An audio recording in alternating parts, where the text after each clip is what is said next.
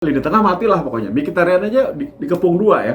Kalau nggak salah sama Tronstad dan juga Dom Gioni itu yang mematikan pergerakan dari Mkhitaryan. 40 menit Roma masih tertekan. Justru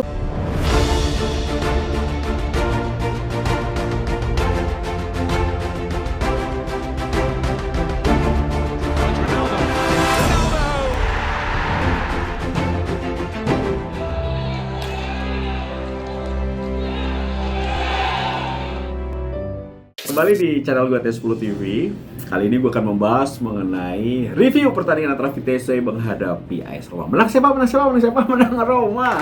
0-1 menang Roma tapi mainnya jelek. Nah, oke, kita akan bahas dulu. Banyak media mengatakan bahwa Mourinho tidak akan mengganti formasi, tidak akan mengganti seorang pemain seperti ketika mereka mengalahkan Atalanta. Gue setuju. Bahkan gue pikir tim ini harus terus rotasi 1-2 lah gitu. Tapi tim ini harus dipertahankan karena chemistry sudah dapat. Hanya saja memang seorang pelatih yang cerdas atau pelatih yang sudah makan asam garam tentu melihat pertandingan menghadapi Udinese dan Derby della Capitale di Serie A itu juga penting. Jadi dalam 4 pertandingan dalam waktu 12 hari main 4 kali guys. Jadi tentunya harus ada rotasi dilakukan. Nggak mungkin memainkan pemain itu saja. Dan terbukti sebuah kejutan terjadi ketika line up keluar. Ini mainkan di posisi penjaga gawang nggak terkejut lah ya. Posisi formasi kan 3-4-1-2. Roy Patricio tetap di kanannya justru bukan De Castro yang dimainkan Maitland Niles. Kemudian 3 pemain belakang tidak ada Smalling tapi Ibanez dimasukkan, Kumbula dan juga Mancini.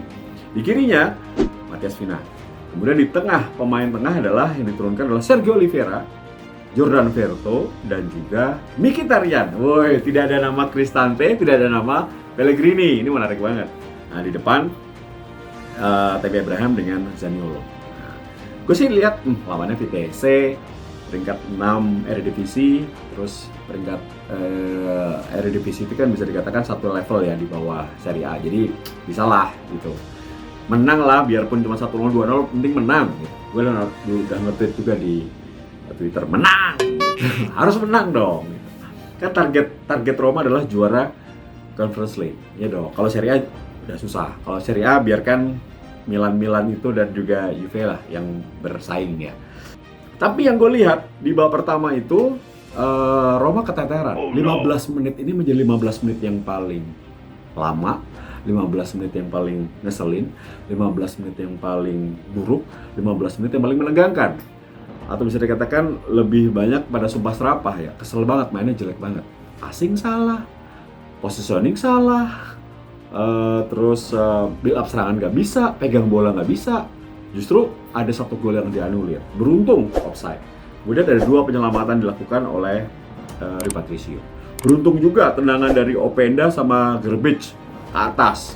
Coba kalau yang di depan itu Zeko atau Tammy Abraham, kelar sudah Roma.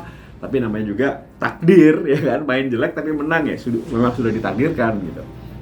Dan gue juga melihat di pertandingan pertama itu yang nggak bisa main itu Vinha, passing salah, build up serangan salah, maju juga jarang, umpan juga kemana gitu. Terus Maitland Niles juga nggak bisa maju karena dia ditekan terus, nggak bisa keluar dari tekanan. Sama Verto sama Sergio Oliveira flop, nggak bisa bermain bersama, dan khususnya Verto ya terlambat terus dalam covering, bertahan ketika kehilangan bola, transisinya lama banget, jadi ada ruang kosong di depan kotak penalti. Jadi menurut gua ya susah jadinya untuk bisa berkembang di babak pertama. Bahkan Zaniolo dan Tammy Abraham hanya lari-lari saja gitu, lari-lari kecil, nggak dapat bola, nggak dapat suplai bola, lini tengah matilah pokoknya. Mkhitaryan aja dikepung 2 ya, kalau nggak salah sama Tronstad dan juga Dom Gioni itu yang mematikan pergerakan dari Mkhitaryan. 40 menit Roma masih tertekan. Justru gue lihat dari set piece bola mati, ini hoki banget, namanya sudah harus gol ya. Tendangan dari Vinha kena Nicolo Zaniolo, kontrol, justru ditendang langsung oleh Sergio Oliveira. Gol, ditekan tapi golin kan, ngeselin tapi seneng ya. Main jelek tapi gol. Dan setelah itu wasit meniup peluit. 0-1 di babak pertama. Tapi gue berpikir babak kedua harusnya Roma kalau mau mengamankan keunggulan ini harus tambah satu lagi. Killing the game, selesaikan pertandingan, jangan sampai nanti 1-1 deg-degan lagi ya kan. Meskipun ada leg kedua, tapi ya harus leg pertama lawan Vitesse harusnya menang. Benar seperti apa yang gue harapkan ya, namanya tifosi ya kan, namanya fans berharap bahwa semoga di babak kedua Vina diganti, Maitland-Niles diganti, Verto diganti.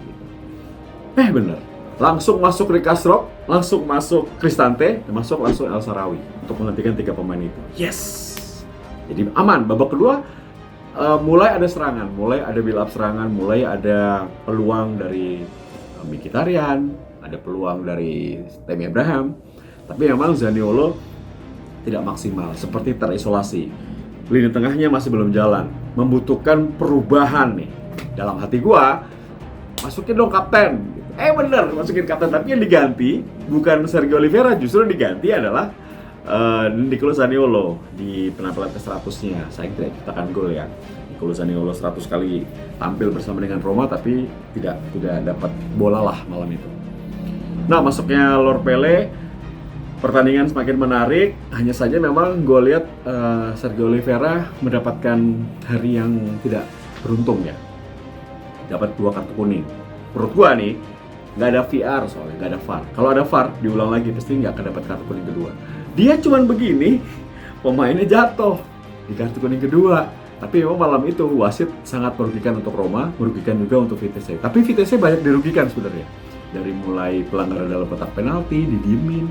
Sebenarnya banyak pelanggaran yang didapatkan Vitesse, tapi Roma beruntung. Lagi-lagi beruntung, wasitnya tidak cermat, tapi ya merugikan dua pihak. Dan akhirnya sisa pertandingan menjemukan. Gue lihat kalau main seperti ini Roma nggak pantas masuk zona Eropa. Exactly, jelek banget mainnya, passing jelek, nggak ada determinasi. Gue bingung ya, Roma tuh kalau lawan tim bagus mainnya bagus. Ke bawah bagus, main lawan tim yang di bawah mereka mainnya jelek banget. Ini akan menjadi sebuah catatan juga. Bukan sekali dua kali guys, ini sering banget terjadi.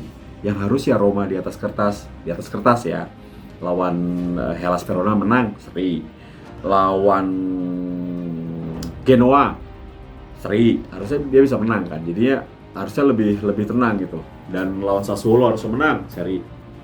Kebanyakan dapat atau kehilangan poin lawan tim-tim yang di bawah. Tapi ketika lawan Atalanta kemarin main bagus. Meskipun lawan Inter kalah 0-2 ya, tapi ya udahlah, apa-apa. Yang penting Roma saat ini masih di posisi 6, yang poinnya sama dengan Atalanta di Serie A, masih bisa bersaing. Oke, terus bagaimana dengan pertandingan malam itu? Menurut gua Roma kehilangan sosok Zalewski. Waktu lawan Atalanta tuh ada Zalewski ini banyak memberikan opsi. Ketika Zalewski mampu ke depan, banyak ruang kosong yang bisa dimanfaatkan oleh Tammy Abraham atau dimanfaatkan oleh Zaniolo. Zalewski kan maju-maju tuh, jadi at least lini belakang lawan akan fokus juga ke dia kan. Nah, ada ruang kosong yang bisa dimanfaatkan oleh Mkhitaryan, Zaniolo atau Tammy Abraham. Nah, kemarin nggak ada tusukan-tusukan seperti itu, sehingga lini tengah itu monoton banget.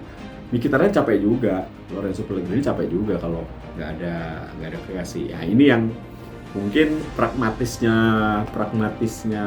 Mourinho terlihat bahwa pergantian pemain itu saja, taktikal itu saja. Tapi yang penting menang hasil akhir. Jadi kalau mau melihat, gua tidak puas dengan taktik Mourinho secara cara bermain, tidak praktis seperti yang Roma kita tahu. Tapi 3 poin ini penting lah. Yang penting 3 poin. Hasil akhir yang penting gitu. Dan gue mencoba untuk membiasakan diri melihat Roma bermain jelek tapi menang. Karena ini akan sering terjadi. Ini yang aslinya Mourinho seperti ini. Nah, semoga saja kedepannya bagus ya. Tapi gue lihat secara keseluruhan pergantian pemain dilakukan oleh Mourinho sangat bagus. Kali ini tepat banget dengan masuknya pergantian pemain ini membuat Roma tidak kebobolan. Tapi sekali lagi, transisi bertahan Roma masih buruk. Ini yang harus diperbaiki secepatnya untuk bisa berbenah di Serie A Liga Italia maupun pertandingan berikutnya menghadapi Vitesse di Olimpico nanti ya. Ini menarik nih guys. Setelah ini Roma akan menghadapi Udinese, bermain di kandang Udinese. Setelah itu 2 pertandingan beruntun main di kandang sendiri, menghadapi Vitesse di leg kedua, kemudian menghadapi Lazio dalam Derby del Capitale. Oke. Itu review gua. Gua kasih nilai 6,5 ya penampilan. 6 lah. Roma semalam tapi berhasil menang. Udah menang 1-0. Mainnya jelek, ada kartu merah. Jadi ya 6 lah. Tapi kita harus bersyukur guys bahwa Roma menang. Ya, semoga nanti pertandingan berikutnya lebih bagus lagi. Oke, gitu review gua. Semoga cocok, semoga bermanfaat. Terima kasih sudah menyaksikan T10 TV. Sampai ketemu lagi di review berikutnya. Dan Roma, Forza Roma. Tiano Bro, sign out. Bye.